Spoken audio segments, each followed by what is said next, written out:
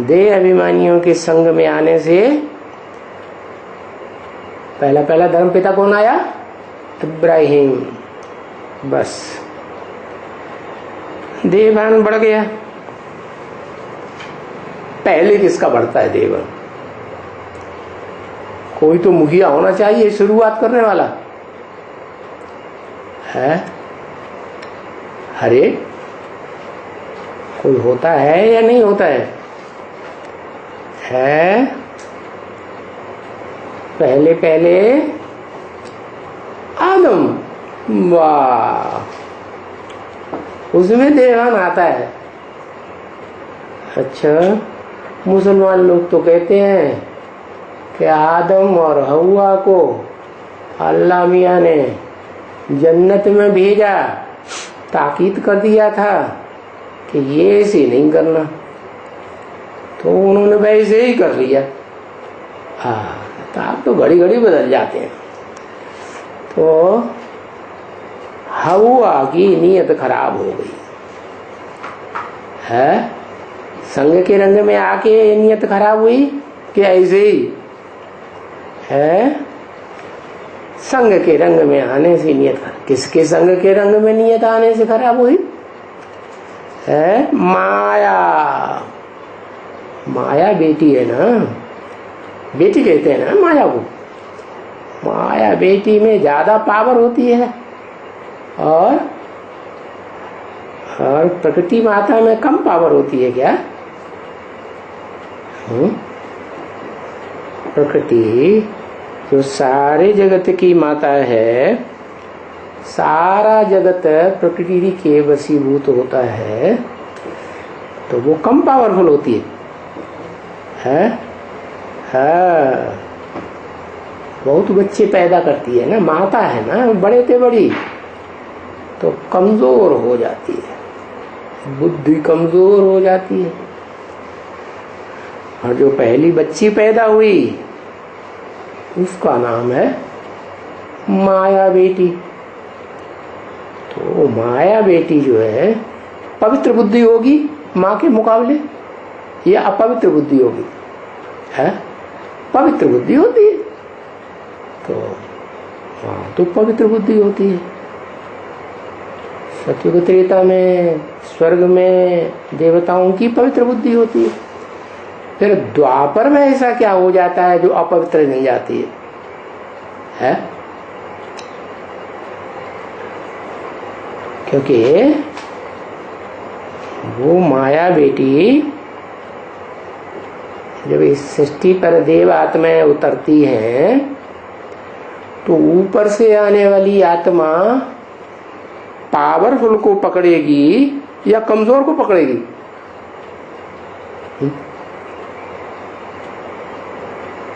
क्या? ऊंच ते ऊंच बाप को जरूर ऊंच ते ऊंच में प्रवेश करना पड़े, नियम बना दिया। क्या? जितनी ऊंची आत्मा होगी उतनी शक्तिशाली में प्रवेश करेगी। तो बताओ, पवित्रता की पावर में ज्यादा शक्तिशाली कौन हुई है? जो बाप से भी टक्कर ले लेती है, परम पिता से भी टक्कर ले लेती है। नहीं, माया बेटी टक्कर लेती है। तो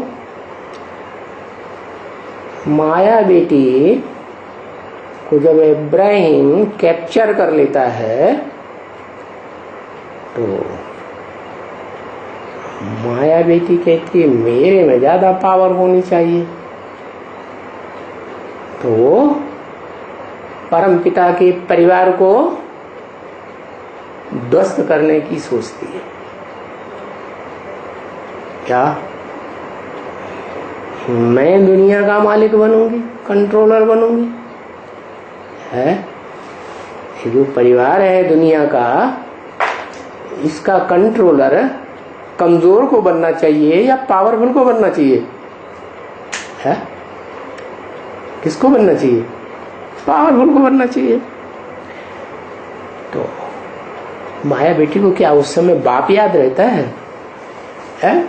बाप तो याद नहीं रहता कि बाप भी कोई है इस मनुष्य सृष्टि का, वो तो पता ही नहीं चलता है। द्वापर में भी नहीं, कलयुग में भी नहीं, सतयुग में भी नहीं, त्रेता में भी नहीं, कि मनुष्य सृष्टि का मुखिया बड़े से बड़ा हीरो पार्टधारी कौन है ये तो किसी को पता नहीं रहता।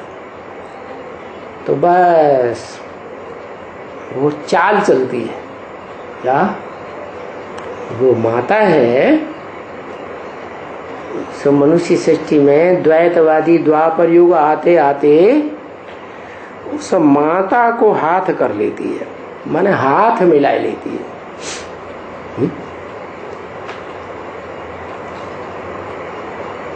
यह हाथ मिलाने की जो परंपरा है वो कहां से शुरू हुई है?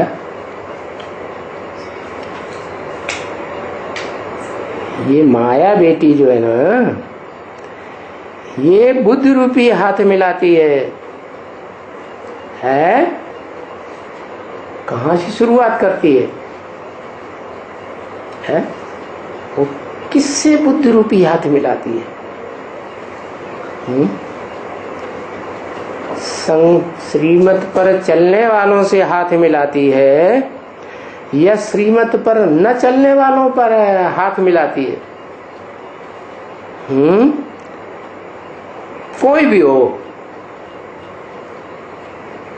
उसको तो डायरेक्शन मिला हुआ था डायरेक्टर का। क्या जो श्रीमत पर नहीं चलते हैं क्या करो है, उनको खूब फटकाओ। तो बुद्धियोग से ही फटकाएगी। तो श्रीमत पर न चलने वालों में अव्वल नंबर किसको कहें? और श्रीमत क्या है? श्रीमत क्या है? अव्वल नंबर श्रीमत क्या है? वो ही नहीं पता।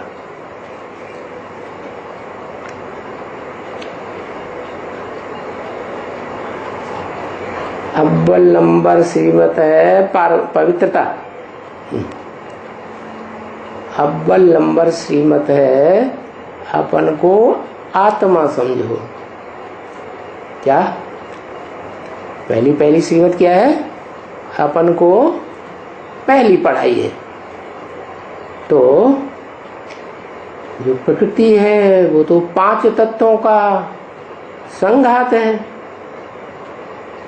5 तत्व जड़ है या चैतन्य है? जड़त्वमयी है ना। तो प्रकृति जो स्वरूप है वो जड़ बुद्धि है, इसलिए आत्मिक स्वरूप को सबसे पहले भूल जाती है। क्या? और देहभानी सबसे जास्ती होने के कारण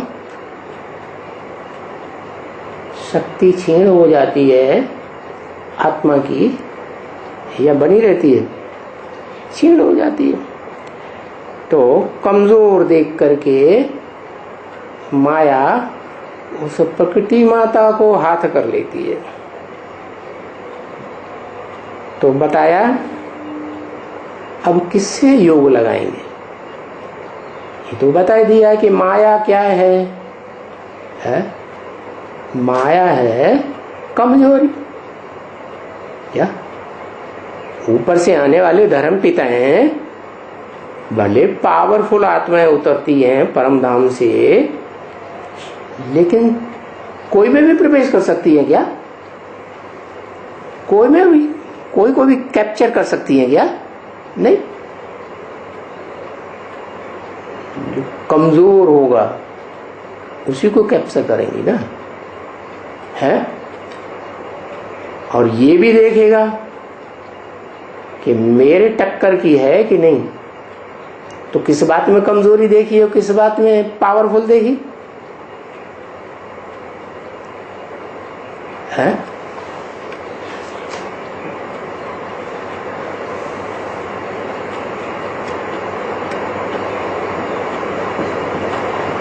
सिर्फ देवान की कमजोरी ही देखेगी आत्मा, या अपने समान पावरफुल आत्मा को भी देखेगी? है। तो अब सवाल ये है कि जो 5 विकारों का संघात है, जिसे माया कहा जाता है, उससे योग लगाना है, प्रकृति से योग लगाना है जो 5 तत्वों का संघात है, या कोई और है इन दोनों को कंट्रोल करने वाला, उससे योग लगाना है।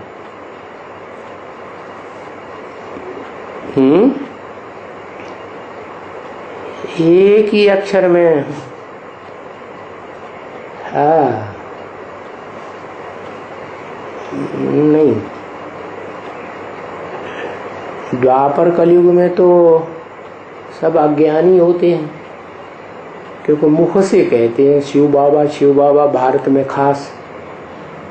लेकिन जिसको शिव बाबा कहते हैं उसको जानते हैं वो क्या है?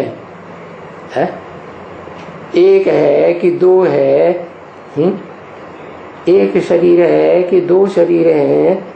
एक आत्मा है कि 2 आत्मा है? कुछ जानते हैं? कुछ भी नहीं जानते। तो वो तो जब आएगा, मुसलमान उसका नाम ही देते हैं खुदा। जब वो खुद आएगा, बुलाने से तो आता नहीं, फिर भी मुसलमान 4-5 बार दिन में बुलाते रहते हैं, याद करते रहते हैं। तो वो बुलाने से नहीं आता है, जब आता है तो खुद आता है। और कब आता है?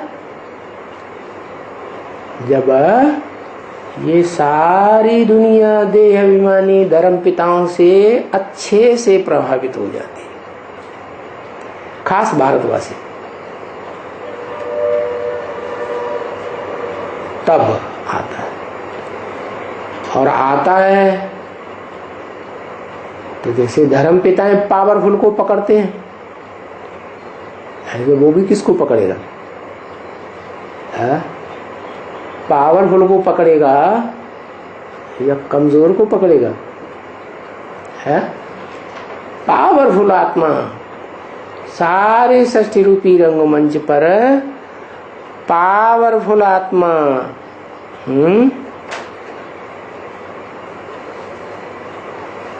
क्या लिखा पता नहीं। वो पावरफुल आत्मा को जानता है क्या? जिसको मैंने कल पहले पावरफुल बनाया था, सबसे जास्ती पावरफुल। और पावर क्या है? पावर क्या है? योग की पावर पहले है या ज्ञान की पावर पहले है? ज्ञान को भी तो बल कहा जाता है, योग को भी बल कहा जाता है। तो दोनों में ज्यादा पावरफुल क्या है?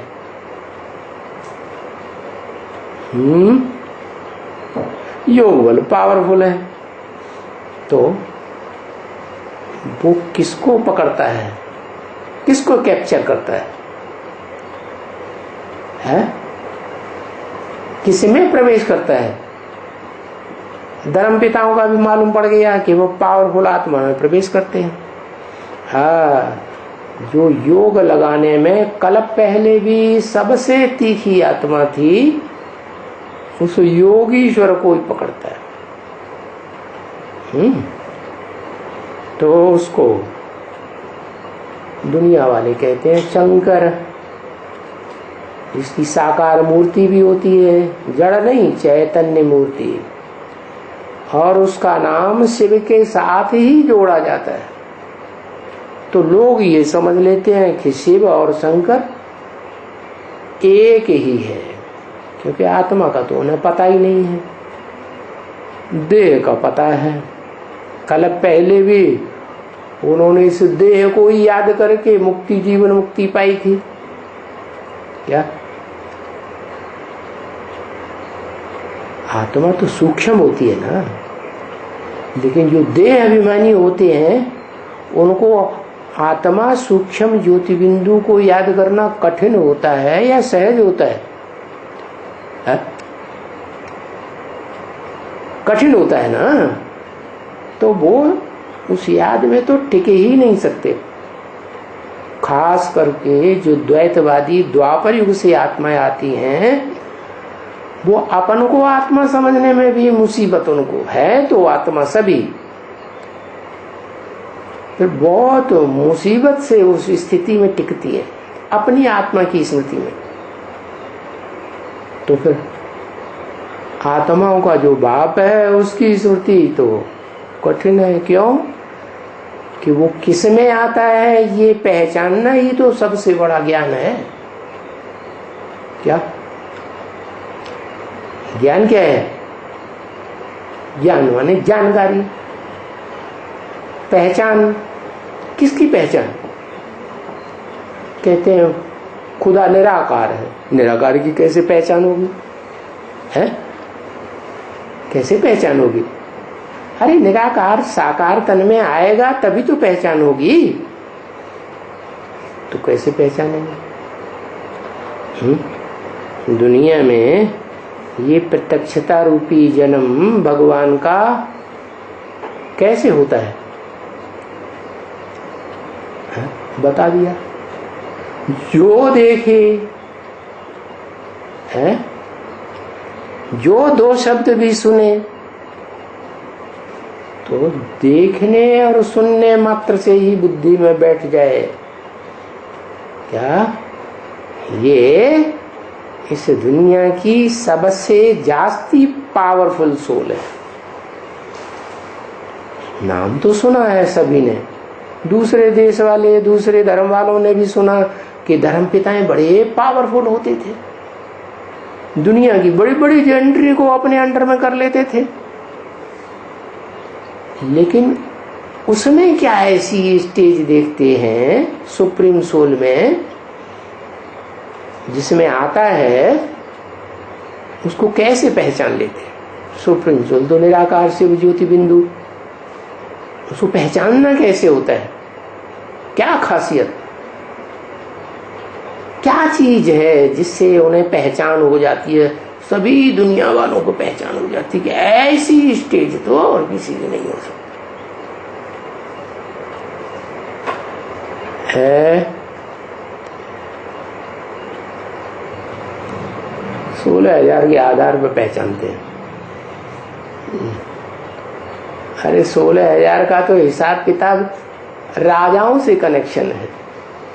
क्या 16,000 जो हैं वो 108 राजाओं को प्रत्यक्ष करने वाली विशेष आत्माएं हैं, और राजाओं की राजाई तो चलती है कलयुग के अंत तक। तो उन राजाओं को इस दुनिया में प्रत्यक्ष करने वाली या प्रत्यक्ष करने की शूटिंग करने वाली कलयुग के अंत की आत्माएं होंगी। 16,000 आत्माओं को राजाओं को के सत्युग त्रेता में होंगी।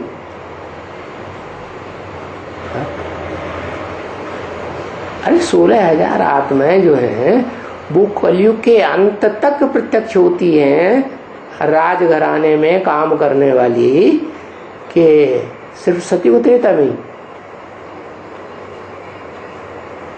अरे राजाई है ना, राजाई किससे मिलती है?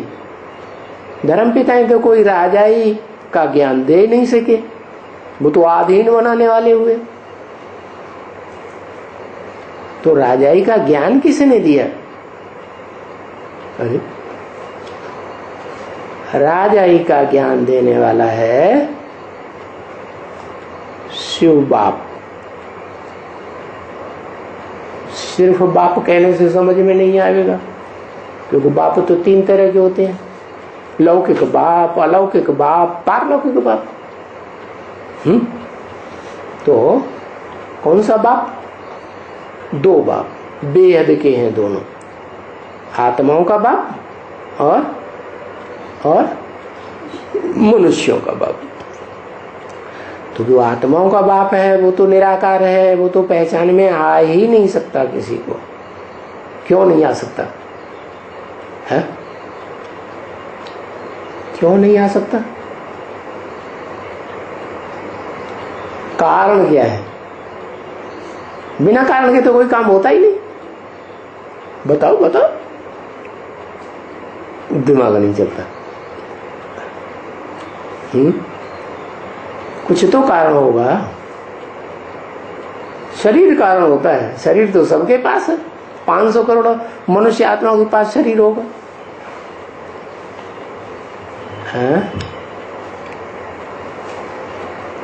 बिंदु दिखाई नहीं देता, वो तो ठीक है, बिंदु दिखाई नहीं देता। वो बिंदु तो देवात्माओं को भी नहीं दिखाई देता जब तक उन्हें पहचान न दी जाए, और मनुष्यों को भी नहीं, ऋषि मुनियों को भी नहीं, राक्षसों को भी नहीं। वो तो ठीक है। तो जो दिखाई नहीं देता तो धर्मपिताओं को कैसे पहचान लेते हैं जो उनके पीछे पीछे भागने लगते हैं? भागते हैं कि नहीं? कैसे पहचान लेते हैं? अरे लो,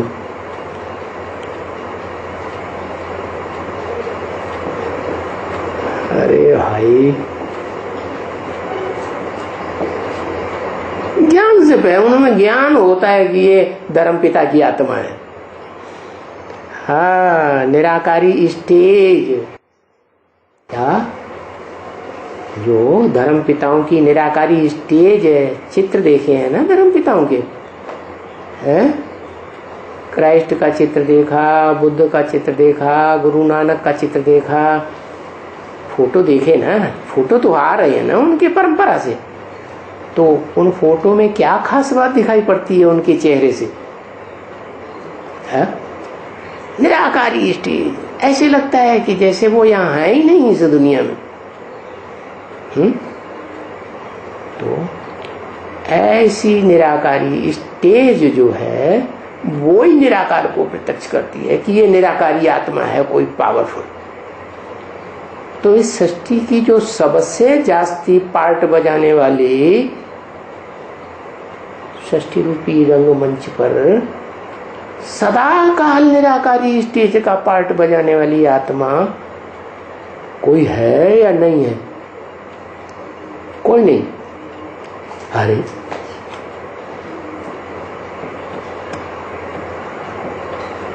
है, शंकर सदा काल निराकारी स्टेज में रहता है। माने भागीदार का जन्म लिया तब भी वो निराकारी स्टेज में था। लड्डू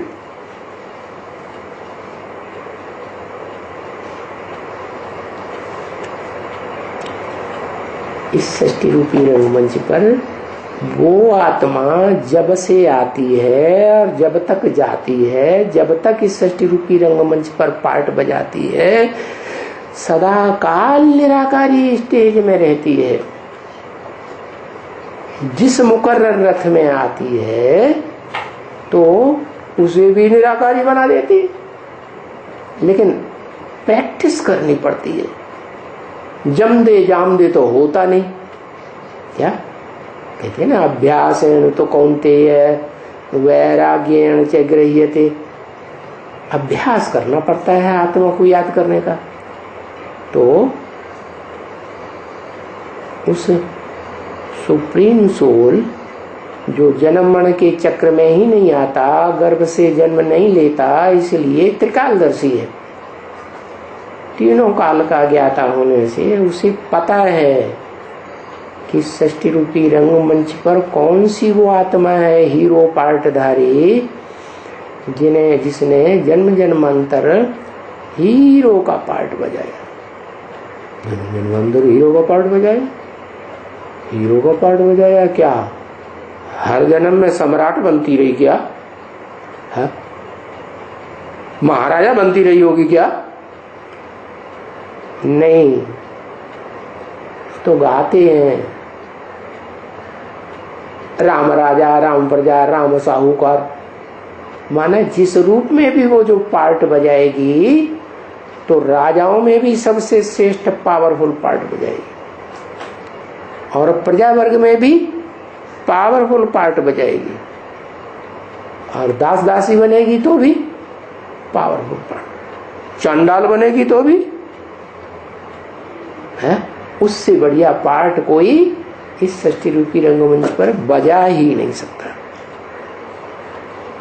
हर हालत में हीरो। तो ऐसी आत्मा जो पार्टधारी है, हर प्रकार के पार्ट में, हर प्रकार के संबंध में श्रेष्ठ पार्ट बजाने वाली, वो उसकी नजर में है। किसकी नजर में?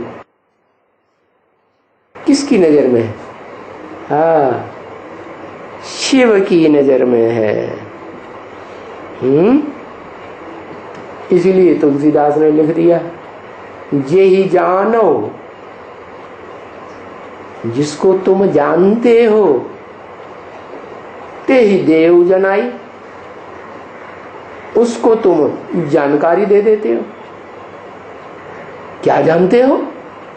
जानते हो कि यही आत्मा इस सृष्टि रूपी रंगमंच बहुत पावरफुल है, तो उसको आकर के जनाई माने जानकारी दे देते हो।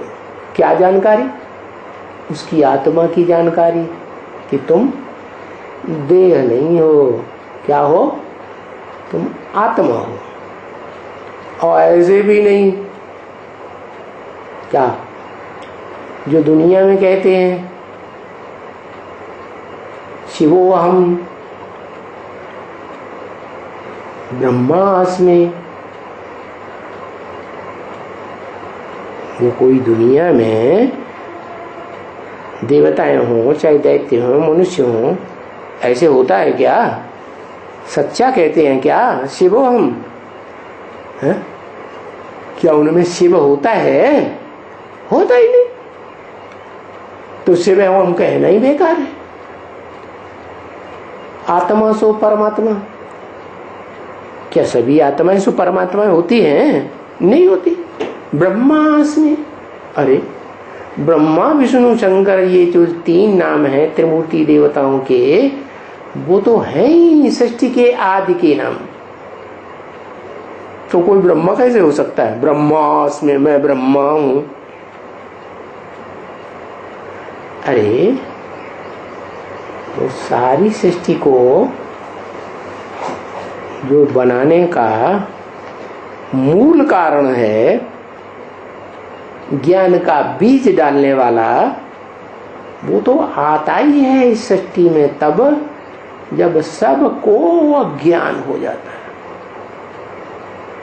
सारी मनुष्य सृष्टि अज्ञान अंधकार में डूब जाती है। एक भी ऐसा नहीं बचता जो अज्ञान अंधकार में न पड़ा हो कि मैं कौन हूं। क्या? तो कब पता चलता है? और किसको पता चलता है कि मैं कौन हूं? अरे कोई को पता चलता है कि नहीं? और कब पता चलता है? कुछ भी जवाब नहीं, फटाफट जवाब भी नहीं दे पाते।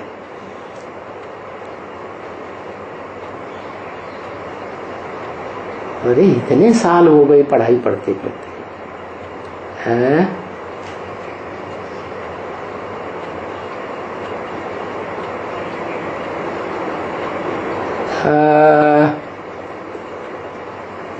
कब पता पड़ता है? एक बात का तो जवाब आ गया कि अव्यक्त बाप दादा ने बोल दिया, माने दादा लेखराज ब्रह्मा की सोल ब्रह्मा ने ही बोल दिया।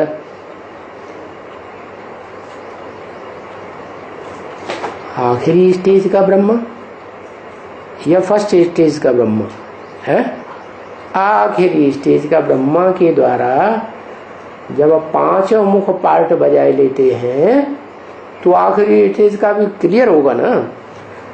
तो वो पंचमुखी ब्रह्मा के द्वारा बता दिया क्या, जिसके द्वारा वेद मुख से निकले क्या क्या किताबें निकली छपी हुई? नहीं। जैसे धर्म पिताओं ने आके ओरली ज्ञान सुनाया, ऐसे ही ब्रह्मा के मुख में प्रवेश करके वो शिव बाप ज्ञान सुनाते हैं। तो ब्रह्मा जो अनेकों के नाम है, उनमें जो लास्ट ब्रह्मा है, उस ब्रह्मा में प्रवेश करके सारे वेद शास्त्रों का सार सुनाया। और उस सार को, ज्ञान के सार को कौन पकड़ेगा? है? अरे कोई पकड़ेगा कि नहीं पकड़ेगा? पहले कौन पकड़ेगा? है? पहले कौन पकड़ेगा? कोई पकड़ेगा कि ऐसे ही सुनाता ही रहेगा जिंदगी भर? और कहां से जिंदगी भर सुनाता रहेगा? आदम कैसे पता चले कौन आदम है? आदम को तो धर्म पिताएं भी भूल गए। आदम आदम करते रहते हैं, आदम एडम है। जैनी लोग कहते हैं आदिनाथ, बोलते रहते हैं, जानते तो है ही नहीं है कौन। आदि में होगा तो अंत में भी होगा, आदि अंत में होगा तो मध्य में भी होगा। वो सारी सृष्टि पे पार्ट बजाने वाला होता है। तो कैसे पता चलता है?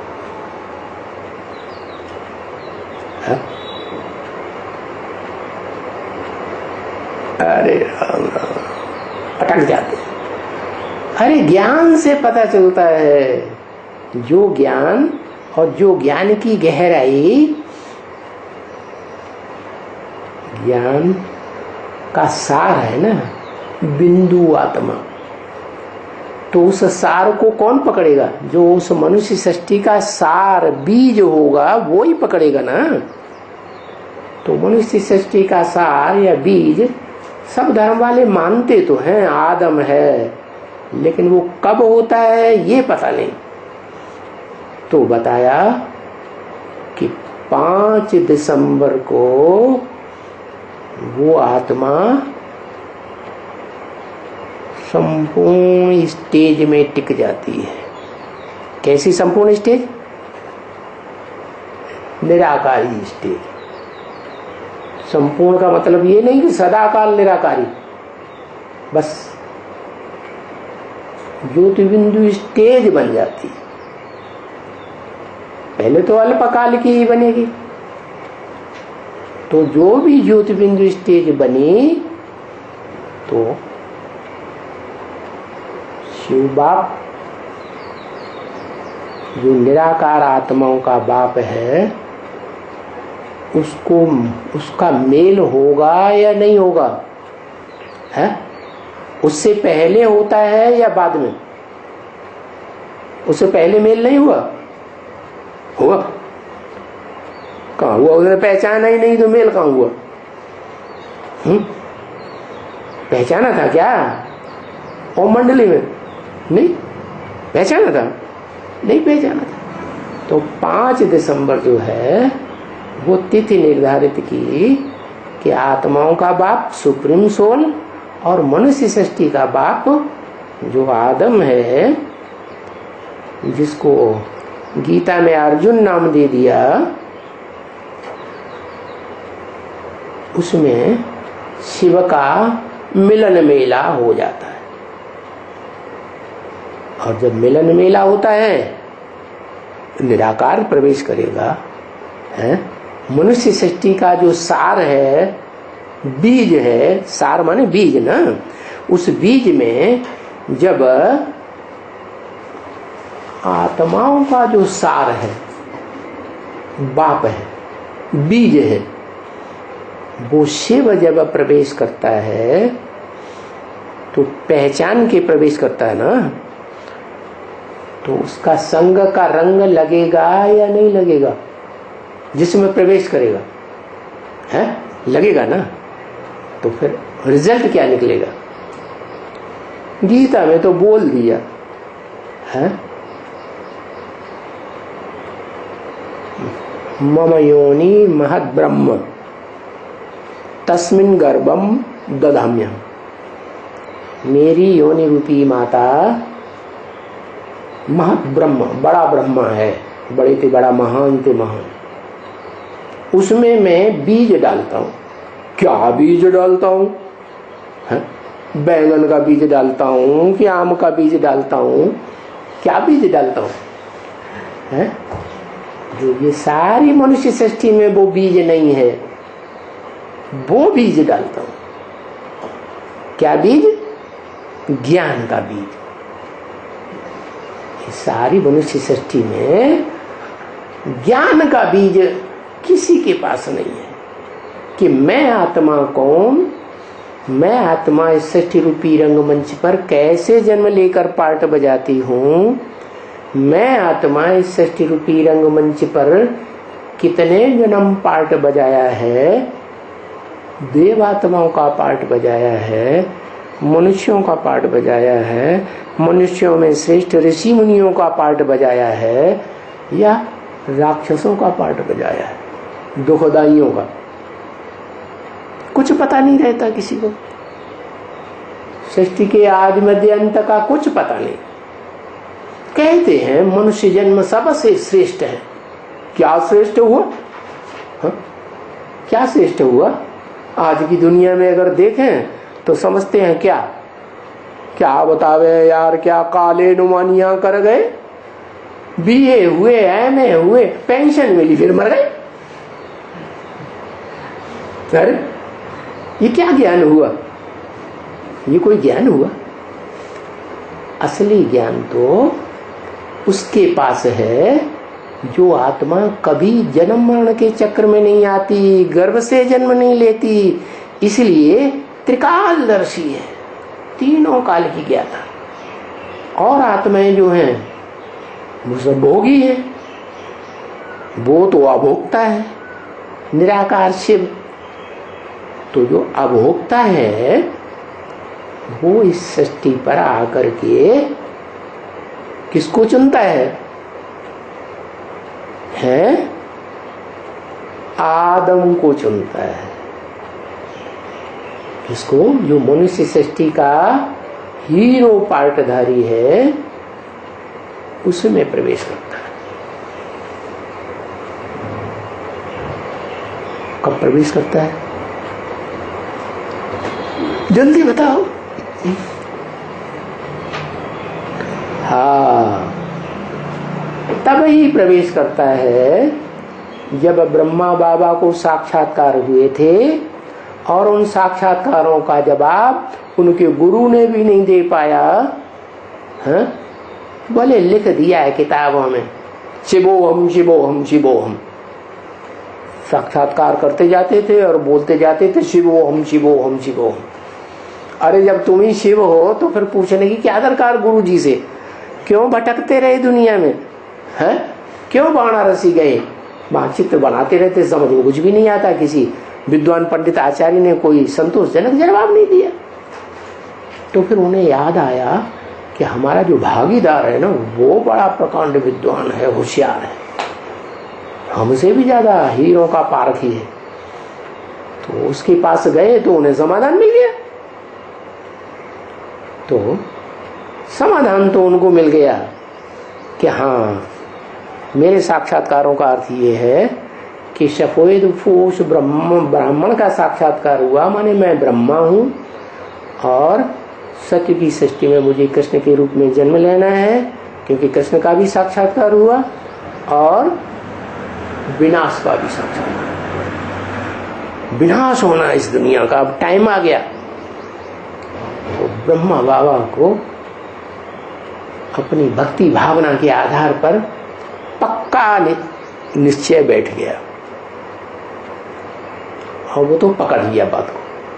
क्या क्या पकड़ लिया कि ये साक्षात्कार मुझे हुए, मेरे को अनुभव है प्रैक्टिकल में, तो मेरे लिए लागू होते हैं। वो तो अपना डट गए। बाकी जिसमें प्रवेश करके साक्षात्कारों का अर्थ सुनाया उसने जाना है, उसने जाना ही नहीं।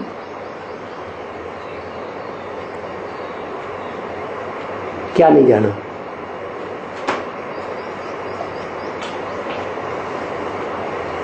कि मेरे अंदर जवाब देने वाला साक्षात्कारों का कौन था, वो नहीं जाना। और कब तक नहीं जाना?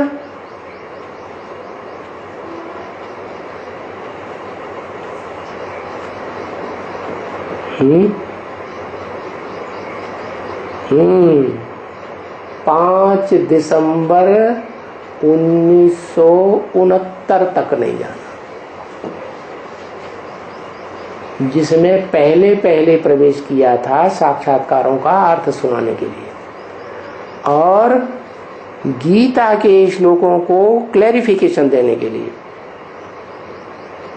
क्योंकि बाप आते हैं ब्रह्मा की तन में, तो पहले तो ओम शब्द का उच्चारण होता है और फिर गीता ज्ञान ही सुनाते हैं। गीता ज्ञान ही सबसे पहला शास्त्र है दुनिया का, सर्वशास्त्र शिरोमणि। फिर उसके बाद जो और नामधारी आत्माएं हैं जिनमें प्रवेश किया, तो उनका नाम भी ब्रह्मा ही हुआ ना है। क्योंकि ब्रह्मा बाबा भी पहले कोई माताएं थीं जिनसे ज्ञान सुनते थे,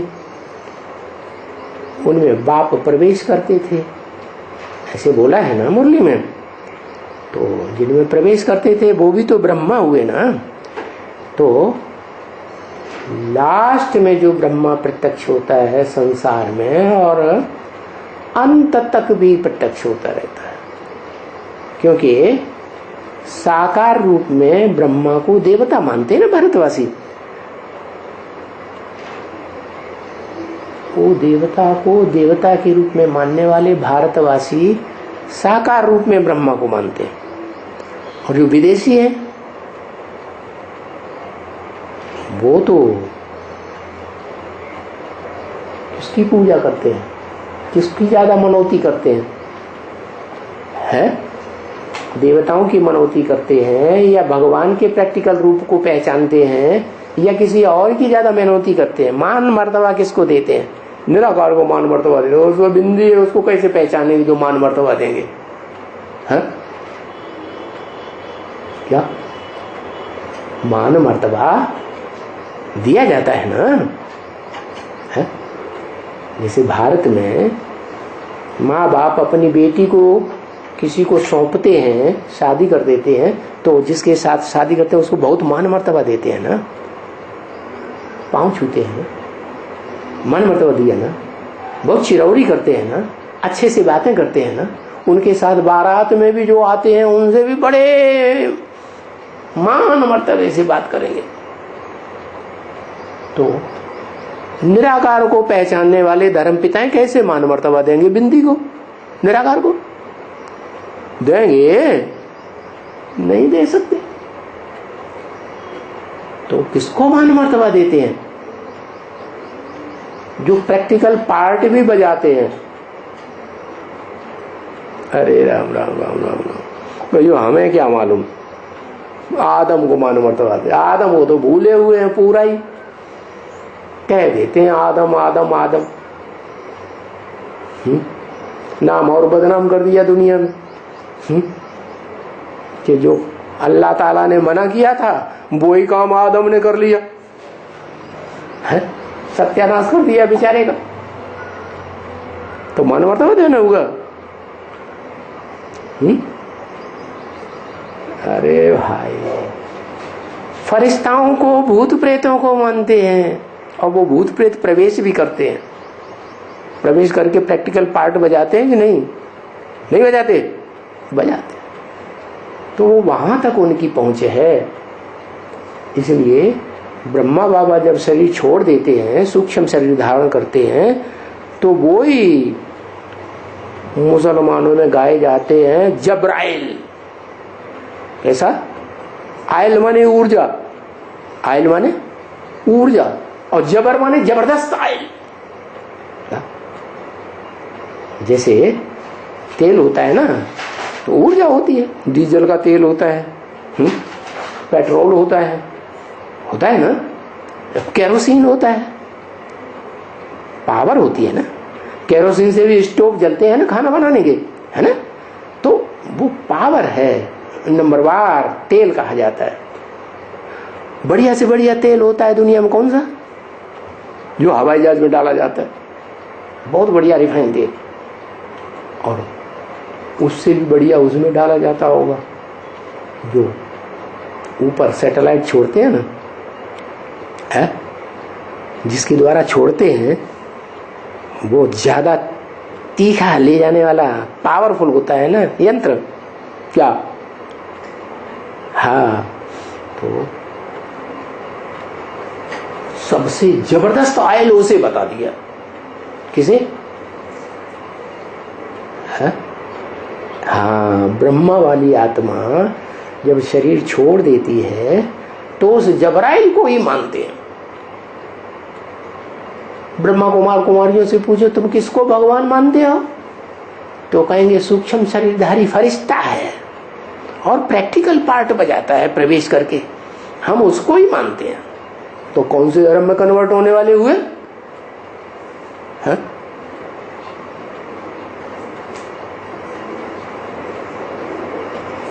कहीं से इस्लाम धर्म में, मुसलमानों में, क्रिश्चियंस में कन्वर्ट होने वाले हुए। अरे जो जिसको मानते हैं उसी को ही पूजेंगे ना। गीता में तो लिखा हुआ है क्या? भूत प्रेतों के पुजारी भूतों को मिलते हैं, भूतों से प्राप्ति करते हैं, है? देवताओं के पुजारी देवताओं को मिलते हैं, देवताओं से प्राप्ति करते हैं। और मेरे पुजारी, मेरे को मान्यता देने वाले मेरे से मिलते हैं। तुमसे कैसे मिलेंगे? तुम तो बिंदी निराकार, कैसे मिलेंगे? है? कोई मुकर्रर रथ है, भले ब्रह्मा ढेर हैं जिनके तन में प्रवेश करते हैं, उनका नाम ब्रह्मा तो देते हैं, लेकिन कोई पहला नंबर होगा ना, महत ब्रह्म, तो जिसको परम ब्रह्म भी कहते हैं, सबसे ऊंचा, इस सृष्टि में पार्ट बजाने वाला, कहते हैं ना, गुरु ब्रह्मा गुरु विष्णु गुरुदेवो महेश्वर, गुरु साक्षात परम ब्रह्म, छोटा मोटा ब्रह्म नहीं, तस्मै श्री गुरुवे नमः। तो विद्वान पंडित आचार्यों ने समझ लिया कि ब्रह्मलोक ही परम ब्रह्म है। अरे वो ब्रह्मलोक तो सुप्रीम सोल के परमानेंट रहने का स्थान है, लेकिन इस सृष्टि पर भी वो जिसमें प्रवेश करता है वो भी परम ब्रह्म की स्टेज को धारण करता है। जैसे परम धाम, सुप्रीम एबोर्ड, अर्श, जहां आत्माएं रहती हैं, उतरती हैं इस सृष्टि पर पार्ट बजाने के लिए, तो वो परम धाम, ब्रह्मलोक, सुप्रीम एबोर्ड, अर्श, वो तो परमानेंट है ही है। जहां शिव की सोल परमानेंट रहती है और इस सृष्टि रूपी रंगमंच पर पार्ट बजाने वाली मनुष्य आत्माएं, देव आत्माएं भी वहां रहती हैं और नंबरवार उतरती हैं। इसीलिए दुनिया की आबादी बढ़ती है। क्या हमेशा बढ़ती है कि घटती भी है? कभी हमेशा बढ़ती है। तो कहां से आती है ये आत्माएं? जरूर कहीं से आती है ना। तो जहां से आत्माएं आती हैं वो तो है आत्माओं के रहने का स्थान। और इस सृष्टि रूपी रंगमंच पर जोड़ी कीड़े मकोड़े प्राणी मात्र हैं, सबकी आत्माओं के पार्ट, वो आत्माओं के रहने का स्थान है। बिंदु बिंदु आत्माएं वहीं रहती हैं। लेकिन कुछ ऐसी आत्माएं हैं जो इस सृष्टि रूपी रंगमंच पर सदा काल पार्ट बजाती है। सृष्टि के आदि से लेकर, क्या कल्पांत काल में आता है ना शिव, तब से लेकर और जब तक कल्पांत होता है महाविनाश सृष्टि का, तब तक, और उसके बाद भी इस सृष्टि रूपी रंगमंच को छोड़ती नहीं। तो फिर कहां जाती होंगी? कहां रहती होंगी? है? अरे कहीं रहती है या नहीं रहती है? हाँ, मुकर्रर रथ है जो पुरुषार्थ करके एकदम उसी नस नस में ज्ञान भर जाता है, उसके अणु अणु में। क्या शरीर के अणु है ना, पंच तत्वों के अणु अणु में रोशनी भर जाती है, योगाग्नि भर जाती है। तो वो उस योगाग्नि का जो स्वरूप है उसे लिंग कहते हैं। नाम भले देते हैं शिवलिंग, क्या, लेकिन वास्तव में पूछा जाए तो क्या शिव को लिंग होता है? अरे शिव को तो लिंग ही नहीं होता, वो तो निराकार है। इंद्रियां कहां से आई? तो जिसमें प्रवेश करता है वो है लिंगधारी, और उस लिंग के काम के आधार पर ही पहचाना जाता है कि वो अमोघ वीर्य है। क्या उसकी शक्ति क्षीण नहीं होती? कौन सी पढ़ाई से? राजयोग की पढ़ाई से।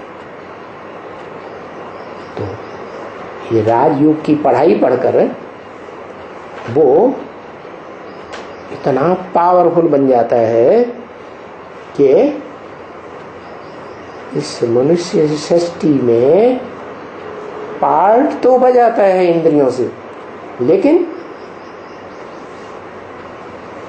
लेकिन किसी से प्रभावित नहीं होता। जैसे शिव इस सृष्टि पर आता है तो जिसमें प्रवेश करता है पतित से, पतित तन में, पतित दुनिया में रहता है, पतितों के बीच में रहता है, तो भी किसी से प्रभावित नहीं होता।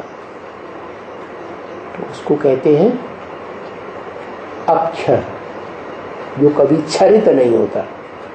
अरे वो तो चलो एक जन्म के लिए इस सृष्टि पर आया, लेकिन इस सृष्टि पर ऐसी आत्मा कौन है जो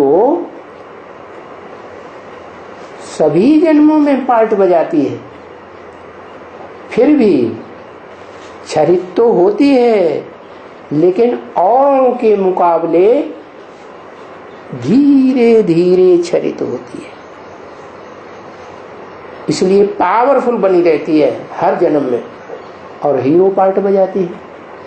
तो ऐसी आत्मा जो मनुष्य सृष्टि के बीच में अक्षर मानी जाती है, अनंत अनादि मानी जाती है, बहुत पावरफुल मानी जाती है, वो आत्मा योग ईश्वर कही जाती है। क्या? योगियों का ईश्वर, ज्ञानेश्वर नहीं।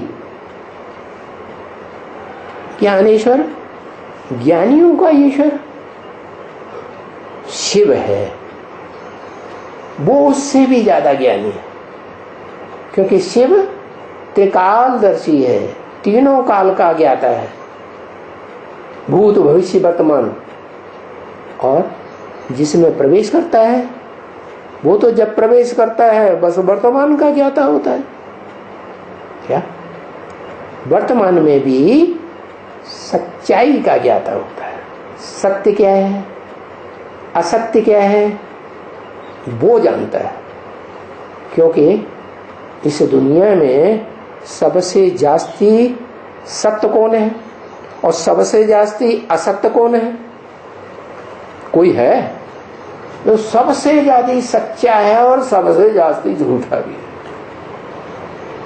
सबसे जास्ती पतित भी है और सबसे जास्ती इस दुनिया में पावन भी है। कौन है? कोई है या नहीं? उसी के लिए गीता में कह दिया सत्य असत्य, सत्य भी है और असत्य भी। तो वो जो झूठे हैं दैत्य, झूठी दूसरी बातें सुनाते हैं, सच्चाई नहीं सुनाते।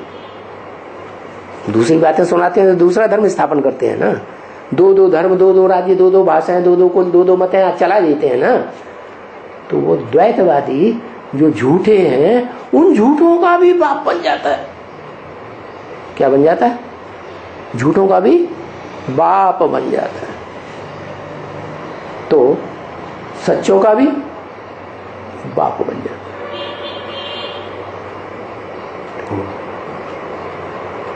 उसमें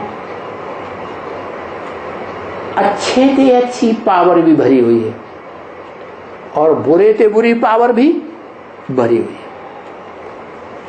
इसलिए वो असुरों को भी मान्य है इस दुनिया में।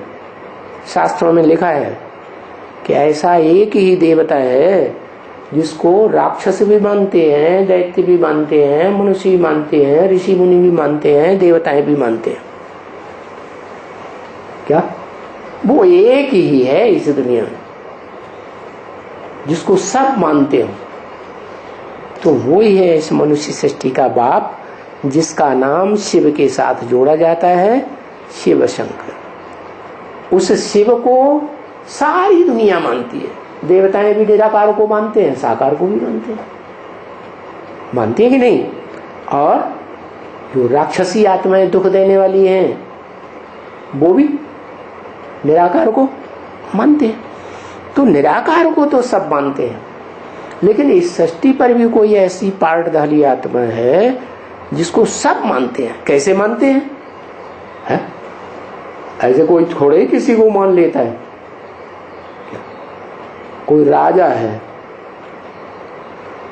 कोई राजा तो स्वाभिमानी होते हैं ना, उनसे अरे क्या तुम्हारी राजाई है, क्या तुम राजा हो, हमारा राजा देखो कितना पावरफुल है? देह कैसे पावरफुल है? तो क्या करेगा? आक्रमण करेगा ना, लड़ाई करेगा ना। तो बस युद्ध होता है और युद्ध में जो जीत जाए वो ज्यादा पावरफुल। तो ऐसे ही एक आत्मा सृष्टि रूपी रंगमंच पर है जो महाविनाश काल में सभी आत्माएं एक दूसरे से लड़ती हैं। संघर्ष होता है सबका सबके साथ, सबके विचार किसी से एक दूसरे से पूरे मिलते ही नहीं। क्या? तो मिलते हैं क्यों? महागौरी लक्ष्मी के नहीं मिलते होंगे? है? मिलते हैं।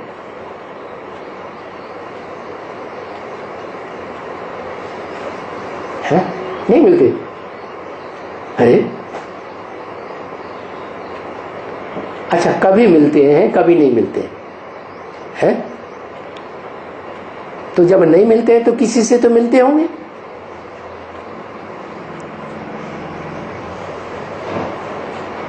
है? तो जिससे मिलते हैं वो समझ लो उसके अधीन हुई कि नहीं है? तो जिससे विचार मिलते हैं, कोई संकल्पों में भी युद्ध नहीं होता, तो ज्ञानेंद्रियों और कर्मेंद्रियों के युद्ध की तो बात ही नहीं। तो जो दुनिया की सबसे पावरफुल आत्मा है वो इस सृष्टि में युद्ध में सबको हराए देती। क्या? और हरा करके विश्व की बादशाही अपने हाथ में ले लेती। इसलिए इस दुनिया की कोई ऐसी आत्मा नहीं है जो उसे पसंद आ जाए हमेशा के लिए। क्यों? अरे एक आत्मा तो पसंद आनी चाहिए नहीं? हाँ, काशी नगरी पसंद आनी चाहिए। क्यों? काशी नगरी क्यों पसंद आनी चाहिए? वो राक्षस नहीं बनती है, कभी यक्ष नहीं बनती है। वित्तेशो यक्ष राक्षसम, बीज रूप आत्माओं में हीरो पार्टधारी को छोड़कर सबसे पावरफुल नहीं है। तो सबसे जास्ती पावरफुल है, निराकारी स्टेज वाली है। तो वो आत्मा जो निराकारी स्टेज वाली पुरुष है, वो पुरुष स्वभाव संस्कार वाली आत्मा पुरुष के ज्यादा जन्म लेगी या नहीं लेगी? द्वापर कलयुग में है? लेगी ना। तो राक्षसी काम ज्यादा करेगी कि नहीं करेगी? तुम्हारा भला हो। तो पसंद आनी चाहिए आत्मिक स्टेज में पसंद आनी चाहिए। अच्छा, दूसरी बात, राज करेगा खालसा। क्या ब्रह्मा वाली आत्मा जो ज्ञान चंद्रमा है, उसके ऊपर तो धरती माता का परछाया सबसे जास्ती पड़ता है। वो तो उसके अंडर दी कंट्रोल आ जाती है ना। और धरती माता सारी सृष्टि पर राज करती है, करती कि नहीं? राज करेगा खालसा। तो काशी माँ वाली आत्मा भी उसके अंडर दी कंट्रोल आती होगी या नहीं आती होगी? है? नहीं आती होगी। अगर नहीं आती है तो राज करेगा खालसा, गलत। कोई कहे अरे विश्व का मालिक तो शिव बाबा बनता है, हर हर महादेव शंभो काशी विश्वनाथ गंगे, उसको कैसे कंट्रोल कर लेगी? अरे उसके कंट्रोल करने की तो बात ही नहीं, वो तो आत्मा बन गया। आत्मा को तो किसी के कंट्रोल में रहना भी नहीं है और किसी को कंट्रोल करना भी नहीं है। उसका तो नारा है स्वतंत्र रहो और स्वतंत्र रहना। वो क्यों राजाई करेगा किसी की? क्या विश्व की बादशाही लेना है तो ये हाय हाय हाय हाय वाली दुनिया की राजाई लेना है क्या? है? अरे विश्व की बादशाही लेना है तो बढ़िया से बढ़िया दुनिया की लेनी है, जहां वाह वाह वाह वाह के सिवाय कुछ होता ही ना हो। है? जो मुसलमान हैं, जो क्रिश्चियन हैं, वो भी वाह वाह करते हैं, जन्नत, आहा क्या हेवन, कितना मान देते हैं। तो उस दुनिया की बादशाही करने में ज्यादा मजा है या ये हत्यारी दुनिया, हत्या करने वाले, उनमें ज्यादा मजा है दुख देने वालों में? नहीं, वो तो राजाई पसंद ही नहीं करती। हाँ, राजाई की जिसे चाह होती है क्या? क्योंकि द्वापर युग से क्या हो जाता है, प्रकृति माता को, धरणी माता को सब पॉल्यूट करते हैं कि उसके अंडर में चलते हैं, पॉल्यूट करते हैं। तो उसे राजाई तो कभी मिली नहीं। क्या? तो उसे आस रहती है कि भगवान आएगा तो मुझे जरूर राजाई देगा। तो भगवान तो सबकी आस पूरी करते हैं ना, तो उसकी भी आस पूरी होती है। लेकिन उसकी आस जो पूरी होती है उसको मान्यता देने वाले सिर्फ सिख लोग हैं, क्योंकि अंतिम कलयुग में सिखों की राजाई चलती है। कौन राजा हुआ? रणजीत सिंह। कितने साल पहले?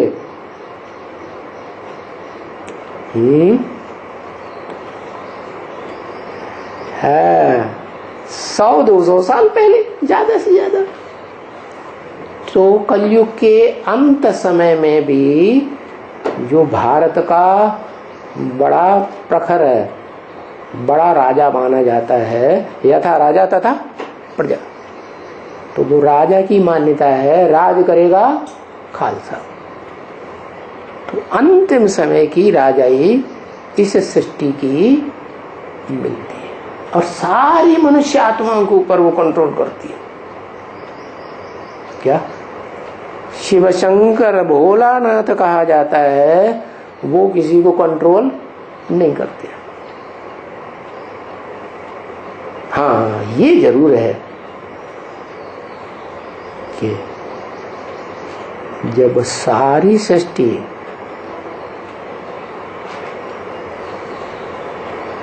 प्रकृति के टोटली कंट्रोल से बाहर हो जाती है, क्या प्रकृति का ही ध्वंस करने लग पड़ती है, बड़े बड़े एटम बम फूटते हैं, तो धरती माता का ध्वंस होगा या नहीं होगा? है, ध्वंस होता है, भयंकर ध्वंस होता है। तब फिर क्या करता है वो, है जिसका नाम है विनाशकारी देवता। कौन सा देवता? सबसे बड़ा विनाश करता है। इतना बड़ा विनाश कोई भी नहीं कर सकता, प्रकृति भी नहीं कर सकती। कौन करता है? 7 दिन का जो टाइम है, जो मूसलाधार बरसात कब होती है? जब इस सृष्टि पर जोर जोर से लगातार धाड़ पाड़, जैसे दिवाली पे आखिर में क्या करते हैं, सारे इकट्ठे झोंक देते हैं, सारे बम्बों को फुड़वाई देता है। अरे ये सारे बम कैसे फूट जाते हैं? 1945 के बाद आज तक तो किसी वैज्ञानिक में, या जिस एटम बमों की चाबी जिसके हाथ में हो, कंट्रोलर के, उनमें तो किसी में दम आई नहीं। तो ऐसा क्या होता है जो उनमें दम आ जाती है और वो फोड़ देते हैं, चाबी खोल देते हैं एटम बम फोड़ने के लिए? हाँ, वो शंकर है, योग बल से उनकी बुद्धि को प्रेरित कर देता है। क्या उसको क्या कहते हैं? वशीभूत करने की शक्ति, वशीकरण मंत्र। कौन सा मंत्र? उसको कहते हैं महामंत्र। ऐसा महामंत्र जपता है कि सारी सृष्टि खलास हो जाती। तो नई दुनिया बनाने वाला भी वही, और पुरानी दुनिया ध्वंस करने वाला भी वही, और शिव समान बनने वाला भी वही। जो ही जानो ते ही देव जनाई, और जानत तुम्हें तुम्हें हुए जाए। तुमको जिसने जान लिया वो तुम्हारे समान ही बन जाता है। तो वो एक ही है जो शिव को पूरी तरह जान लेता है और शिव ही बन जाता है, इसलिए उसका नाम शिव के साथ जोड़ दिया जाता है। तो उस शिव शंकर भोलेनाथ की याद के सिवाय कोई आत्मा पवित्र नहीं बन सकती। आत्मा अपवित्र बन गई ना, तो क्या करना पड़े? किसको याद करना पड़े? धर्म पिताएं कहेंगे हम भी उसी को याद करेंगे जो सदा पवित्र है, इस सृष्टि में आने के बाद भी वो पवित्र है, हम तो उसी को याद करेंगे। तो पवित्र बन जाएंगे? क्यों नहीं बनेंगे? क्योंकि कल पहले भी वो देह अहंकार में जन्म जन्मांतर रहे और उन्हें पता ही नहीं चला कि हम देह अहंकार में रह रहे हैं, इसलिए नीचे कर रहे हैं। और शूटिंग पीरियड में भी वो लंबे समय तक देह अहंकार में रहते हैं। क्या देह अहंकार? अरे हमारा पार्ट खुल गया, हम क्राइस्ट की आत्मा है, 200-250 करोड़ क्रिश्चियंस हमारे अंडर में चलते हैं। तो अहंकार आएगा कि नहीं? है? अहंकार आता है, और लंबे समय तक अहंकार के कारण वो अपनी गद्दी को छोड़ नहीं पाते। गद्दी का अहंकार रहता है, अपने प्रजापितापने का अहंकार रहता है।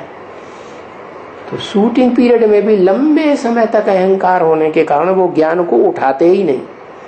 और जब ज्ञान अर्थात पहचान ही नहीं होगी बाप के स्वरूप की, तो याद कैसे करेंगे? निराकार को याद करेंगे क्या? अरे 2500 साल तुमने निराकार ज्योतिबिंदु अपनी आत्मा को याद किया, जानते ही नहीं थे, तो याद कहां से करेंगे? तो कमजोर पड़ जाते हैं। क्या? बरबस ही उनको वो साकारी स्वरूप को ही माथा टेकना पड़ता है। इसलिए मुरली में बोला, ये धर्म पिताएं पैगंबर भी आएंगे तुम्हारे सामने माथा टेक करके जाएंगे।